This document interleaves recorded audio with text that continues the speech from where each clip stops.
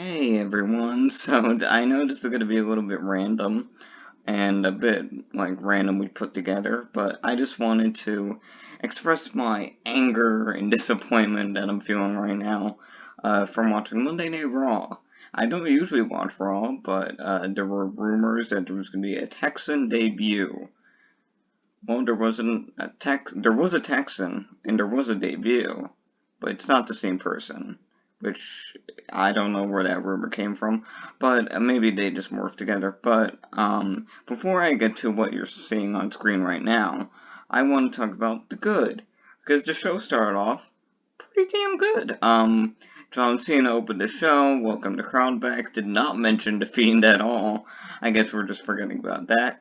Then there was a tag match with Riddle and Viking Raiders, AJ Omos and John Morrison. Uh, I really liked the ending. I thought it was funny, and it just got over how the Viking Raiders should be the next big tag team, like Demolition style, because they're great. Then there was what was next? Oh yeah, the Symphony and Destruction match. That was fun.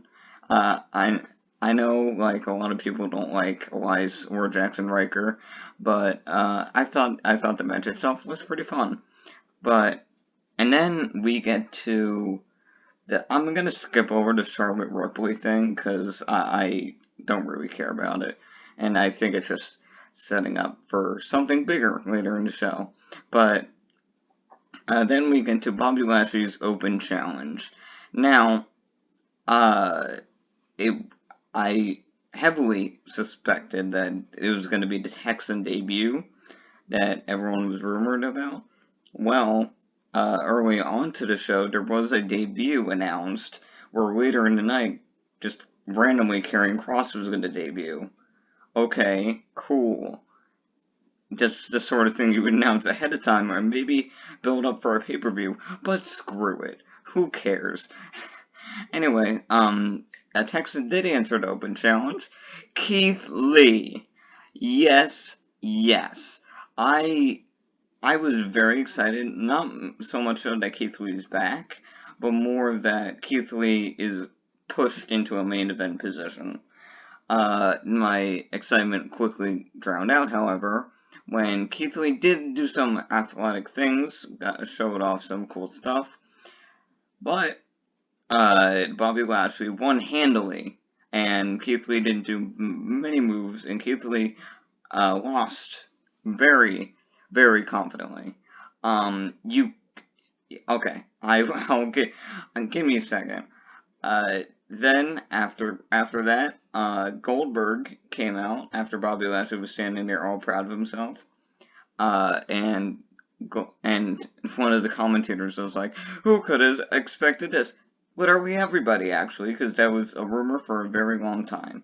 Anyway, Goldberg stood in the ring, said, "Ha ha ha, I'm next," and that's the feud for SummerSlam, everybody. Yay! First of all, the fact that you have Keith Lee return and not even like perform a like he picked Bobby up for the Spirit Bomb, but that was like the only big man thing he did. Keith Lee's awesome. Showcase that, and a great showing against the WWE Champion will push him right back up. Or, I don't know, have him win, and have that be the SummerSlam feud, Lee and Lashley. But no, we have Goldberg, 53-year-old Goldberg, just come out, ignoring everything we just saw, brushing Keith Lee to the side, and then I guess it's in his contract that he shows up and says, "I want a title match," and he gets it. Cause that makes sense. I get if you don't have any big stars on your show after releasing everybody, but you have Lee back in Texas, and you could have made him right now, and could have made him a contender for the WWE title right then. But you have him lose?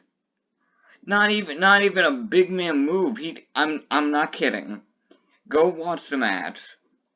he barely did anything in that match. He ate 2 spears. I lied. So, he did do something. He broke out of the Hurt Lock. Okay, cool. And then he just got spinebustered and speared to get the pin. Really? That's the best you could do for Lee? It's unbelievable. You have all the opportunities in the world to make new stars. Sure, it would have been random and rushed, but at least Lee would have been pushed right to the top, and you would have had a new star right then. And everyone's like, yeah, I'm on board with Lee. Lee versus Lashley. I'm not saying Lee would win the title, but at least have Lashley come out, which he did, and was like, oh, I'm the greatest, I destroyed Kofi, blah, blah, blah. And MVP did say that Lashley was at the top of his game. Lee comes out, beats Lashley, and then Lashley immediately has self-doubt. Self-doubt on MVP, and it backfires, and whether Lee wins the title, I mean, I would have him just so we could, I don't know, finally get pushed in a main event that we all know he's capable of doing. But, I mean, it was right there. I don't understand why they would elect to go with 53-year-old Goldberg, who Lashley is not a dream match machine. And the fact that you're putting Goldberg against Lashley, you're just expecting the names to, like Hogan and Rock, or Cena versus Rock, to push that to, like, greatest match of all time. But there's no way that match is going to be good. Goldberg and Lashley. There's no way that's going to be halfway decent. Either Lashley's going to pin an old man, cool, or Goldberg's going to beat Lashley. Like, there's no good outcome in that. At all. Either way, you're going to have a shit match, and either way, they're going to have a winner that doesn't really matter. Like, oh my god. It's just baffling to me that you have no big main event face stars. People have turned on Drew, and you have Lee come back and lose his first match back against the WWE Champion. Like people are gonna say, oh, well, he lost to the WWE Champion. That's not anything to sneeze at.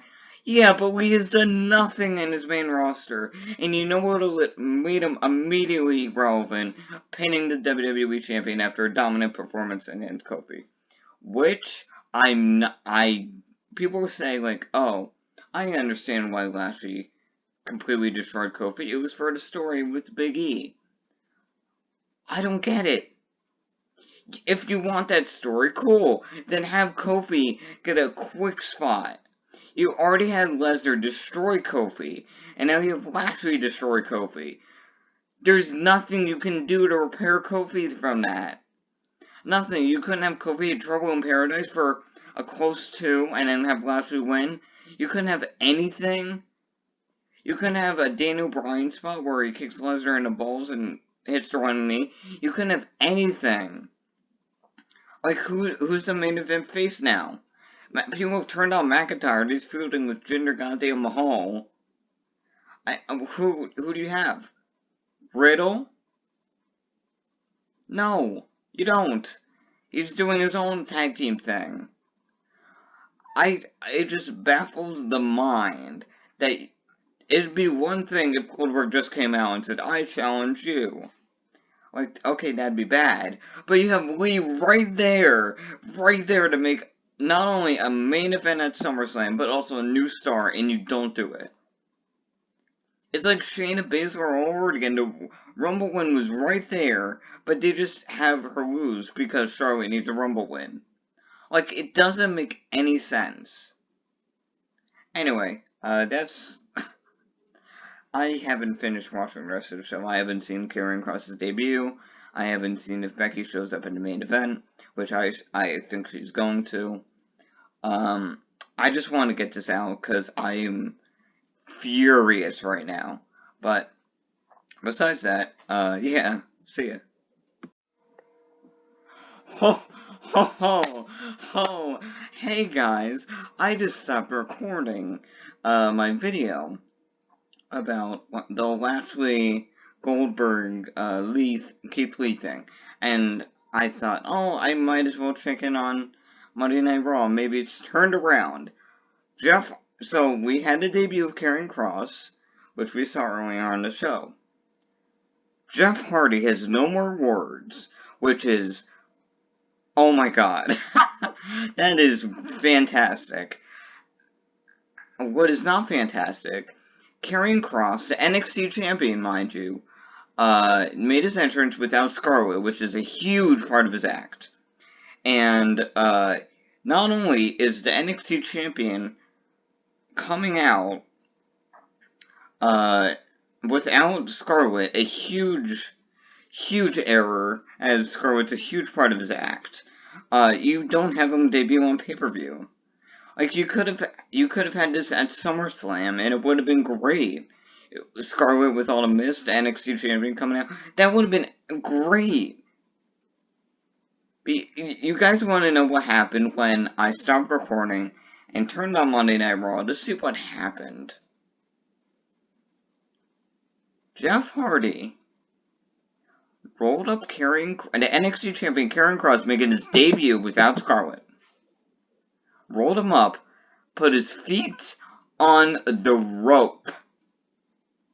1, 2, 3.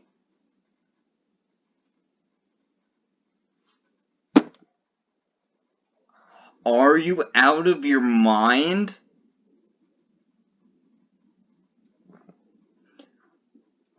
Why?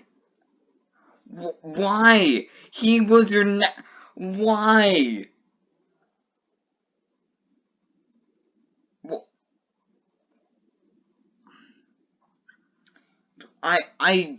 This is literally my first reaction, because I just saw it and just hit record. Why? Why? I could say the same exact thing I said about Keith Lee here. Why? He was your next humongous star. He was the next big thing. Not only do you have him enter without Scarlett on a random episode of Raw, non-pay-per-view, and you have him lose to Jeff Hardy, who's lost so many times to literally everyone under the sun, including Jinder Mahal. And also, Jeff put his feet on the rope, because that's a face thing to do. Why? Well, what does this achieve? What does this achieve? Oh, Jeff has his new song, so we have to have him beat someone to, like, promote that he has the new song. Oh, let's have him beat the NXT champion.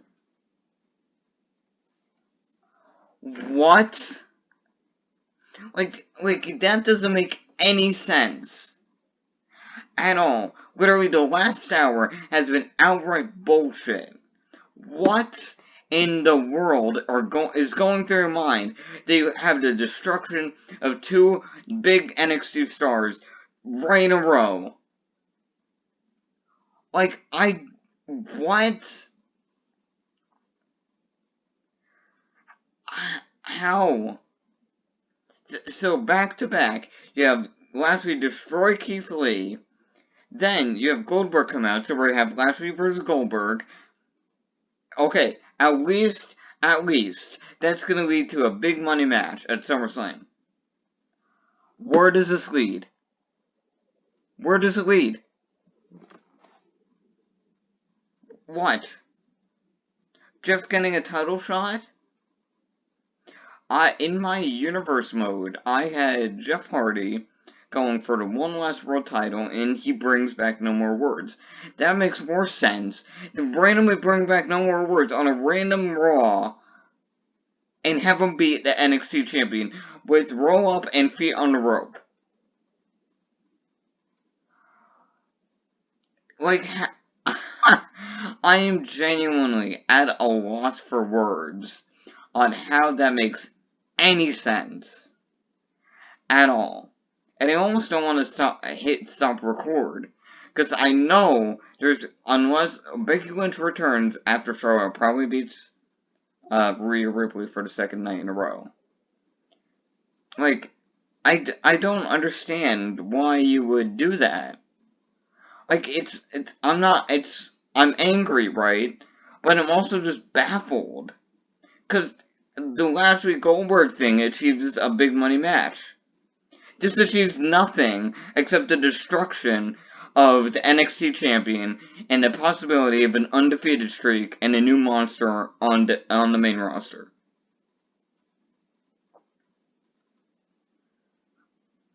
I'm at a loss for words. I'm so glad I stopped watching Monday Night Raw. I'm so glad I don't pay for Peacock to watch bullshit on pay-per-view.